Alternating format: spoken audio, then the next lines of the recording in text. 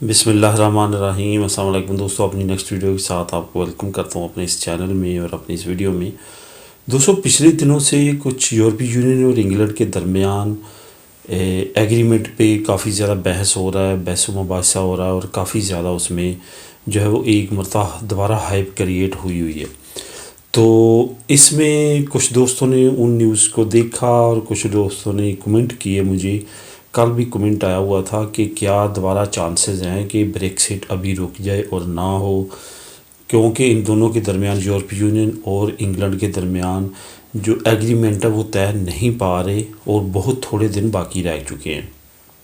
तो दोस्तों, इस पे काफ़ी ज़्यादा कमेंट आने शुरू हो चुके थे। ये ज़ाहिरा वही दोस्त है जो जिनकी नेशनलिटी लेट है और जो जाना चाहते हैं लेकिन नहीं हो रहा। इधर स्पेन में काफ़ी ज़्यादा देर लग रही है खरामिनतों में, उसके बाद बर्थ सर्टिफिकेट में, इसके बाद और काफ़ी ज़्यादा तरख़ता कम्युनितारिया में काफ़ी ज़्यादा देर लगा रहे हैं ये।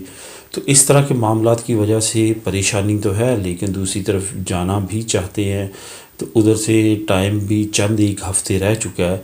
तो इस सिचुएशन में ज़ाहिरा दिमाग में दिल में ये ख़्याल आता है कि काश या शायद जो है वो इंग्लैंड और यूरोपीय यूनियन के दरमियान एग्रीमेंट ना तय पाए और ये ब्रेक्सिट देर हो जाए।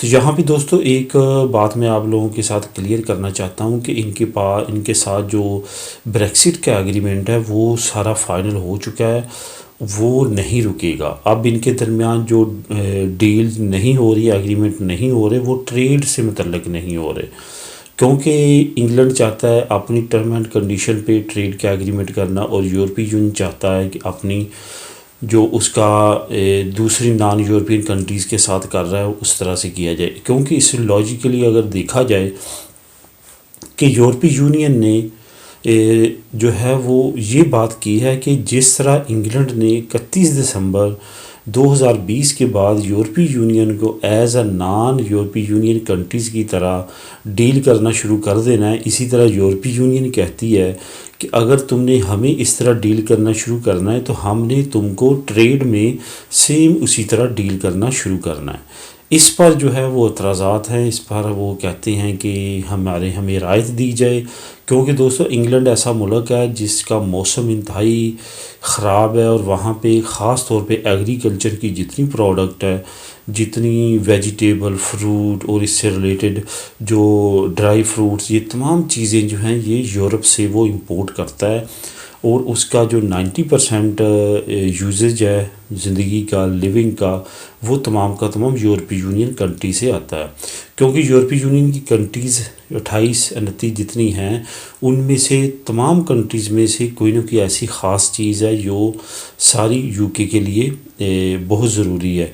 मैं एग्ज़ाम्पल दूंगा यहाँ पे स्पेन की। स्पेन का जो फ्रूट है वो ना सिर्फ यूके बल्कि पूरे यूरोप में सप्लाई होता है। इसी तरह बाकी कंट्रीज़ में भी जो जो चीज़ें पाई जाती हैं वो इंग्लैंड इंपोर्ट होती थी। अब इंग्लैंड चाहता है कि उसको कम से कम टैक्स देना पड़े, लेकिन वो यूरोपीय यूनियन से भी बाहर निकल जाए। इस पे यूरोपीय यूनियन कहती है कि ऐसा नहीं हो सकता, तुम्हें तमाम टैक्सेस पे करने पड़ेंगे क्योंकि तुम अब यूरोपीय यूनियन में नहीं रहना चाहते। ये एग्रीमेंट पे मसला बना हुआ है। दूसरा मसला बना हुआ है मछली पकड़ने पे, फ़िशिंग पे। वो भी काफ़ी ज़्यादा पेचीदा और वो भी हल अभी तक नहीं हो सका। इस वजह से दोस्तों ज़्यादा से ज़्यादा ये होगा कि इनके ट्रेड एग्रीमेंट फ़ाइनल नहीं होंगे। उसकी वजह से हो सकता है कि एक दूसरे पे टैक्सेस लगाएं। इसके अलावा ब्रेक्सिट जो है वो नहीं रुकेगा। जो दोस्त रेडी हैं उनको इंतज़ार नहीं करना चाहिए, वो इंदराज करवा सकते हैं। वहाँ पे दोबारा हालात मामूल पे आना शुरू हो चुके हैं। जिन सेंटर्स में इंदराज या ऑनलाइन इंदराज नहीं हो रहे थे वो अब दोबारा स्टार्ट हो चुके हैं। तो दोस्तों, ये थी न्यूज़।